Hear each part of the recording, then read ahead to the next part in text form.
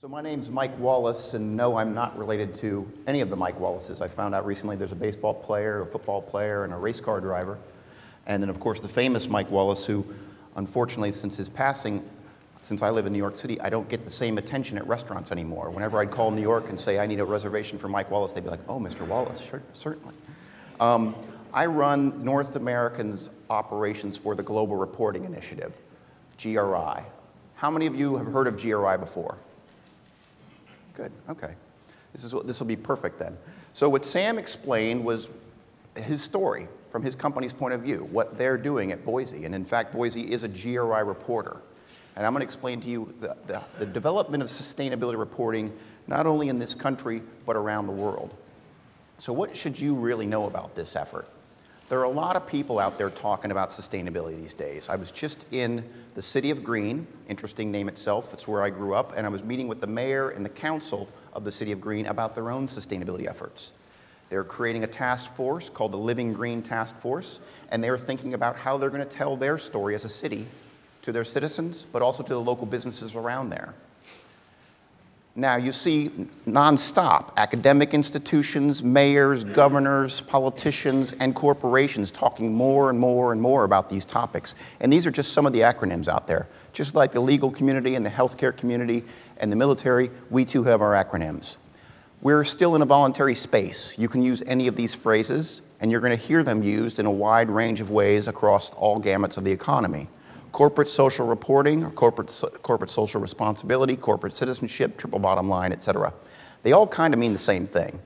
And you get down to the bottom of this and you see what the end result is some kind of non-financial disclosure or transparency, like Sam was discussing about how they're reporting out. Now, given that we've got this amalgamation of topics and phrases out there, we need some kind of standardization.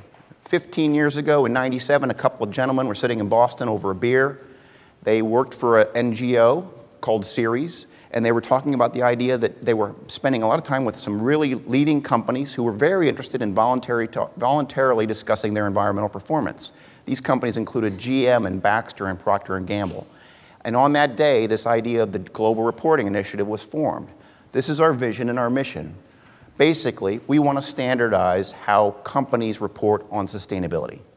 The focus was on companies at the beginning, and at the very beginning in '97, it was mostly on the environmental piece, the E. But now, over the course of the last 15 years, we have cities like Greene, we have academic institutions like UMass Dartmouth and Ball State and Case Western Reserve now working and reporting on their own footprints. We have nonprofit institutions. We even have branches of the US government reporting on sustainability using the GRI. And that's just the tip of the iceberg here in this country.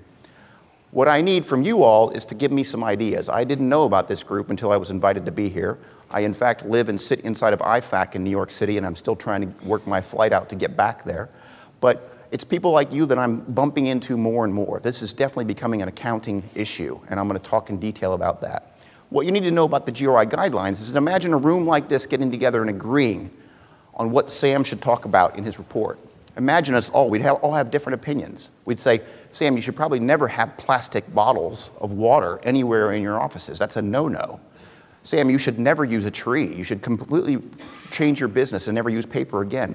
Sam, what about your people? How are you treating them? Do you allow unionization, et cetera? We would all have a bunch of different opinions. Well, GRI's effort as a not-for-profit organization has been to facilitate this kind of discussion globally through a multi-stakeholder process. We don't just talk to accountants or finance people. We talk to nonprofits. We talk to human rights experts. We talk to environmental experts. And over the course of 15 years, we estimate we've talked to about 30,000 people in the creation of the GRI Guidelines.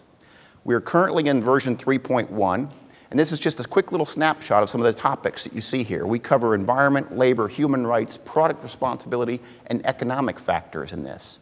If you were to count up all of the indicators created by these 30,000 people over 15 years, there are about 130 different things that you could write about if you were a corporation. But you are absolutely not supposed to answer all of those. You are supposed to do your own materiality analysis and determine what is most important to your business. And every sector in the economy is different. So every report from a different sector is slightly different. So it's not just a greenwashing exercise. This is very methodically thought out, and we've been involved with the accounting industry ever since the inception of GRI. Why would anyone do this? Well, there's certainly a lot of interest. Growing number of stakeholders, community members, institutional investors, you all have pension plans. You would like those pension plans to remain sustainable until you retire and start drawing on them. Are the companies in that pension plan sustainable, and will they be there and return investment to you?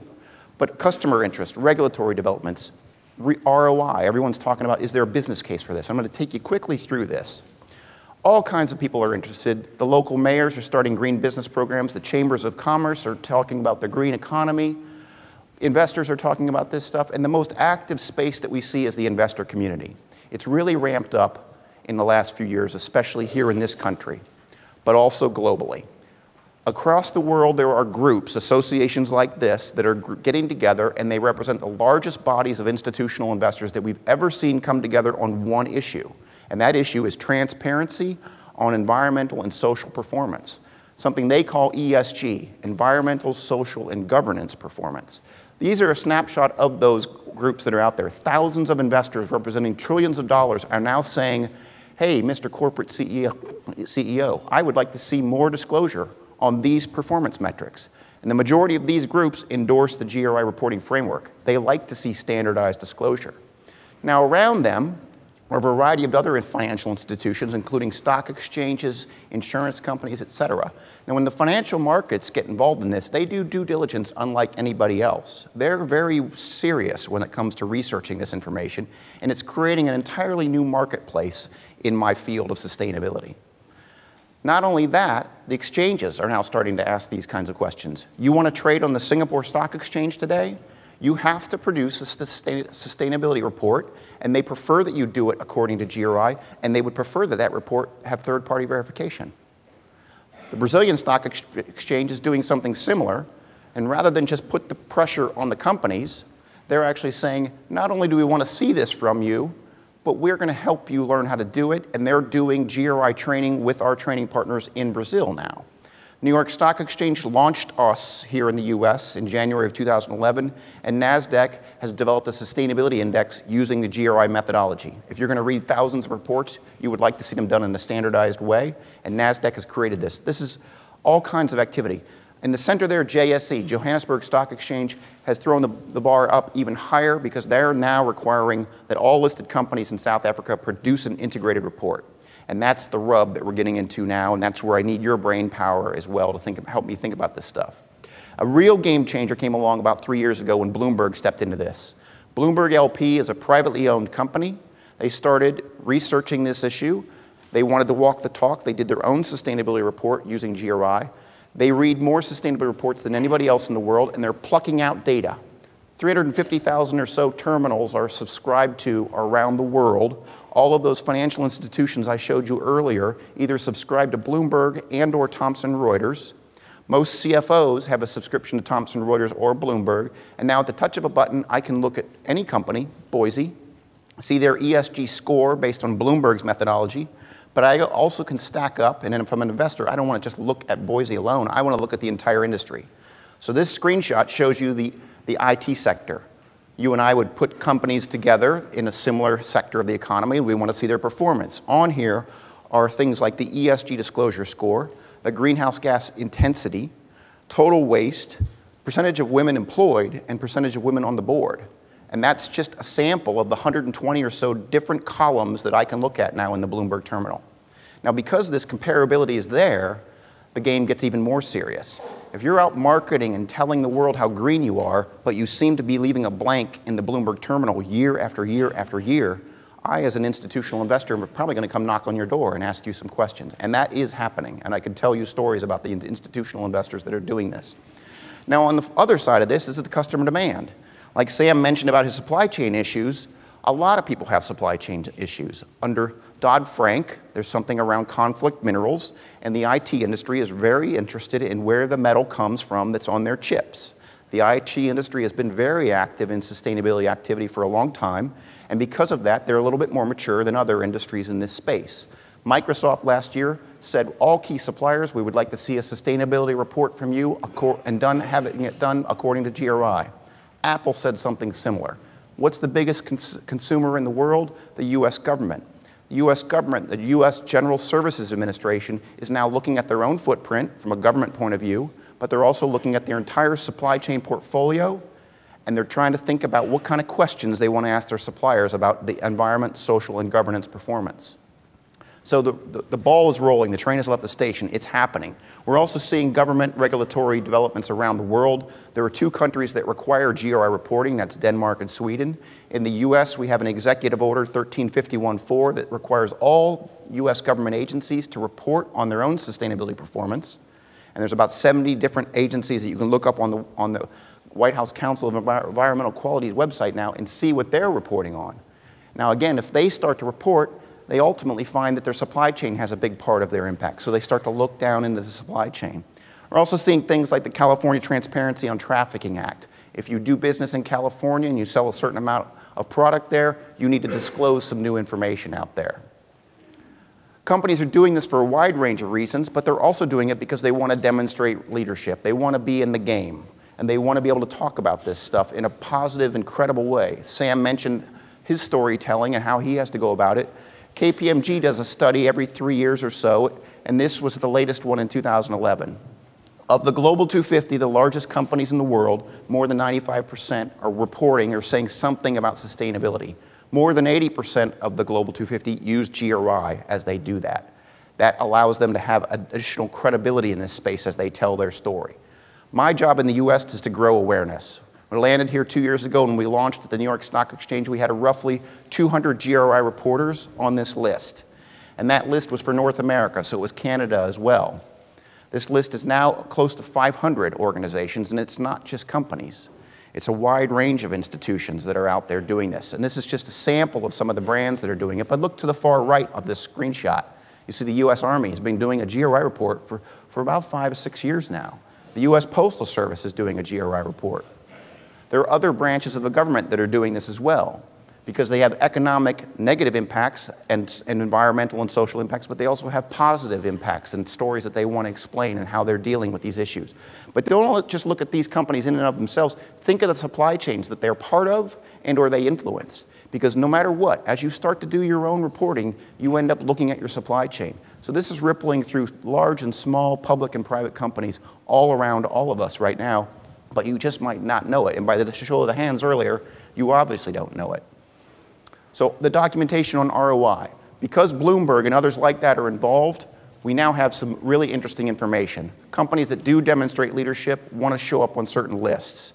They tend to go for these kinds of lists. The percentage indicates how many of the companies on those lists are GRI reporters. If you do a GRI report, you end up showing up on these top leading performance lists, like the Dow Jones Sustainability Index and the FTSE for Good.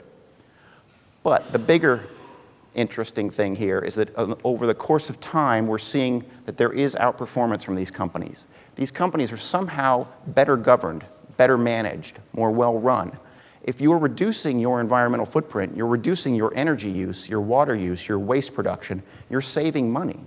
The white lines on each of these indicate the companies that are GRI reporters. The bottom orange lines are the indices themselves, the S&P 500 or the MSCI World. Bloomberg did this study for us. They looked back 10 years. They plucked out all of the GRI reporters from the indices, and that's the performance that they're showing us, Bloomberg. It's because there's more and more quantified data out there that we're allowed and able to do this kind of study. So where are we heading? The future is before us in this space, and we're doing a number of studies in the US market in North America, and we were just actually up in Canada 2 weeks ago doing a conference up there in partnership with the Toronto Stock Exchange, as well as meeting with CICA and CMA, and we had panels at the conference on accounting. So we had the big four all together talking about why they're involved in this space and why they're assuring. We also had CICA, CMA, and IFAC on a panel explaining what's going on in this field. Data integrity is the biggest issue that's out there right now. A lot of people are disclosing and reporting on things. This list is getting longer and longer. I have a few extras of these I can show you. And there's a certain column here called application level, A, B, or C. And if you see a plus next to it, that means the company has had some type of third-party verification. I'm not an accountant, so I mix up your words in this space, but we're seeing more assurance, limited attestation, certification, verification, whatever you like to call it. And the plus shows up about 26 times on this list for US companies. It's still small little glimpse, and that's what this graphic shows you. Around the world, generally, we're seeing a lot more assurance happening on these reports. In fact, all of the reports coming out of Europe, about 50% are having some type of third-party verification of the information. Not the entire report all the time, but some bits of it. We're also seeing that companies are explaining why they're doing this. More than 70% of the global 250 companies are having this type of assurance done. They find value in doing it because it helps their management systems, it helps them take this more seriously, it adds credibility to their report as well. Then, as we do see more and more of this, we see something emerging called integrated reporting. There are about 65 companies involved in a pilot program that's being run by the International Integrated Reporting Council.